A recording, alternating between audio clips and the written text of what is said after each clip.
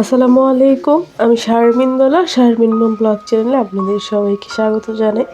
কাছে এবং দূরে, দেশ ও দেশের বাহিরে যে যেখান থেকে আমার ভিডিওটি দেখছেন, আশা করি আল্লাহ তাআলার অশেষ রহমতে আপনারা সবাই অনেক ভালো আছেন। আলহামদুলিল্লাহ, আমরা অনেক ভালো আছি। আজকের ব্লগটা সকাল থেকে স্টার্ট করছি। আজকে কিন্তু আমি কোনো অর্ডারে কাপড় কাটছি না, এই কাপড়গুলো আমার মেয়ের জন্য কাটছি।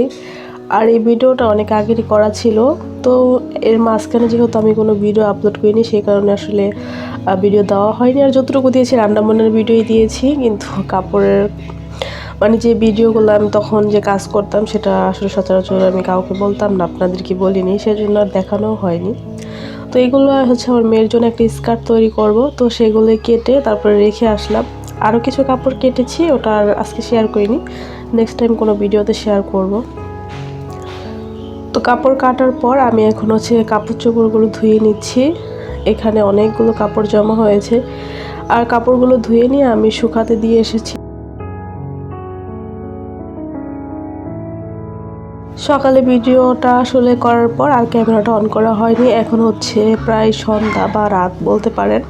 তো এখন আমি কেক তৈরি করব, তো সেই রেসিপি বা সেই যেটা করছি সেটাই আপনাদের সাথে শেয়ার করছি।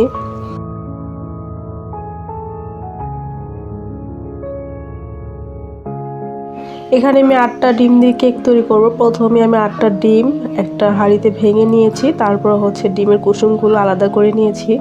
এবার যে ডিমের সাদা অংশটা সেটা চিনি দিয়ে আর হচ্ছে ডিমের সাদা অংশটা আমি বিটার সাহায্যে বিট করে নিচ্ছি। আপনাদের কাছে বিটার না থাকলে হ্যান্ড উইক্স দিয়েও করতে পারবেন, তবে বিটার দিয়ে করলে তাড়াতাড়ি হয়, এটাই সুবিধা।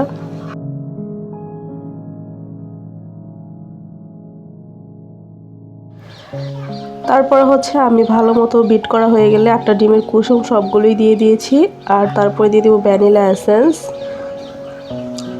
এগুলো দিয়ে আমি কিছুটা তেল দিয়ে দেব, তারপর হচ্ছে 20 সেকেন্ডের মতো বিট করে নেব, তাহলেই কিন্তু হয়ে যাবে।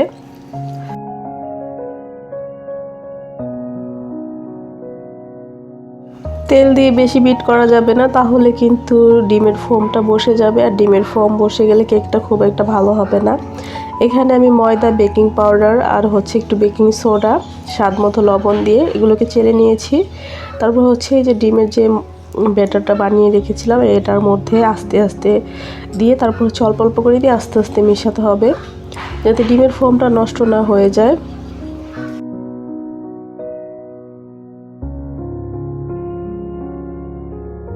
মেশানোর কাজটা খুবই সাবধানতার সাথে করতে হবে, কারণ দেখা যায় খুব তাড়াহুড়ো করে মেশাতে গেলে ডিমের ফোমটা নষ্ট হয়ে যাবে। আর আমি কিন্তু এটা অনেক বেশি স্প্রিটে দিয়ে দিয়েছি, এজন্য মনে হচ্ছে যে আমি অনেক তাড়াতাড়ি মেশাচ্ছি, আসলে সেরকম কিছুই না। তো এই কেক দুইটা আমি আজকে একজনকে গিফট করব, মানে দুইজনকে গিফট করব, মানে একই বাড়িতে দুইজনকে গিফট করব, তো সেজন্য আর কি বলে ফেলেছি একজনকে গিফট করব। তো যাই হোক, আমি এখানে কেকের মোল্ডে আগেই তেল ব্রাশ করে নিয়ে তারপর হচ্ছে বেকিং পেপার বিছিয়ে নিয়েছিলাম। চুলাতে হাঁড়ি গরম হতে দিয়ে দিয়েছিলাম। আমি এখানে বালি, চিনি কিছুই ব্যবহার করছি না, সরি বালি, লবণ কিছুই ব্যবহার করছি না। আমি যখন কেক বেক করি এরকম খালি কড়াইতেই বেক করি। তো দুই চুলায় দুইটা বসিয়ে দিয়েছি, আর এখানে হচ্ছে ক্রিমটা তৈরি করে নিচ্ছি।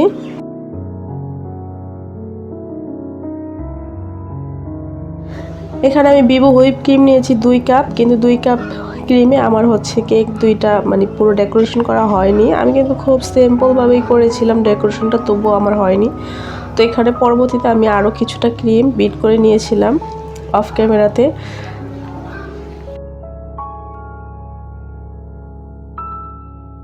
আমরা হচ্ছে মা মেয়ে দুইজনই খুবই অসুস্থ, প্রচণ্ড জ্বর, ঠান্ডা, আর কি যে একটা অবস্থা, দাঁতের ব্যথা, মাথা ব্যথা সব কিছু মিলিয়ে অনেক অসুস্থ আছি। সবাই দোয়া করবেন আমাদের জন্য, আমি সুস্থ হই বা না হই, আমার মেয়েটা যাতে সুস্থ হয়ে যায়। তো ও এখন আলহামদুলিল্লাহ মোটামুটি ভালো আছে, তবে আল্লাহ তাআলা ওকে আরও তাড়াতাড়ি সুস্থ করে দিক। যেহেতু আমি অসুস্থ, আমি বুঝতে পারতেছি যে কতটা খারাপ লাগে, তো ওরও এরকম নিশ্চয়ই খারাপ লাগে। তো আমি চাই যেন আমার মেয়ে তাড়াতাড়ি সুস্থ হয়ে যাক।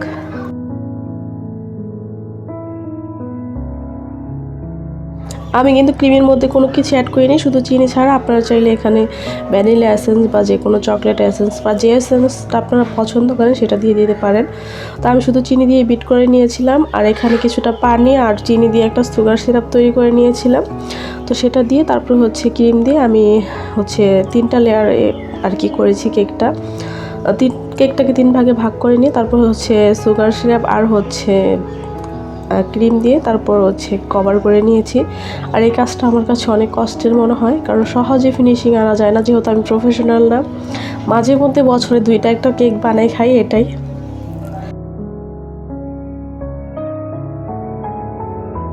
তো কেমন লেগেছে আজকের ভিডিওটা আপনারা সেটা অবশ্যই কমেন্টস করে জানাবেন। আর ভিডিওটি ভালো লাগলে লাইক কমেন্ট শেয়ার করতে ভুলবেন না। আর প্লিজ সবাই আমার চ্যানেলটাকে সাবস্ক্রাইব করবেন। তো এই তো এটা হচ্ছে একটু বড় কেকটা, আর যেটা এই পাশে দেখতে পাচ্ছেন ওইটা একটু ছোট। এর মধ্যে একটা দুর্ঘটনা ঘটে গেছে। আমি যখন এই ক্যামেরা অন করে ভিডিও করতেছিলাম, তো আমার মেয়ে পাশে বসেছিল, এমন এক থাবা মেরেছে, আমার কেকের কিছুটা অংশ তুলে নিয়ে গেছে। তো সেটাই আমি তাকে পাঠিয়েছি, কি আর করব, যতটুকু কভার করা যায় করে দিয়েছিলাম। আর সেও নিতে চলে আসছিল। তো এই সময় আর এর চেয়ে বেশি সম্ভব ছিল না। তো আল্লাহ হাফেজ, আসসালামু আলাইকুম।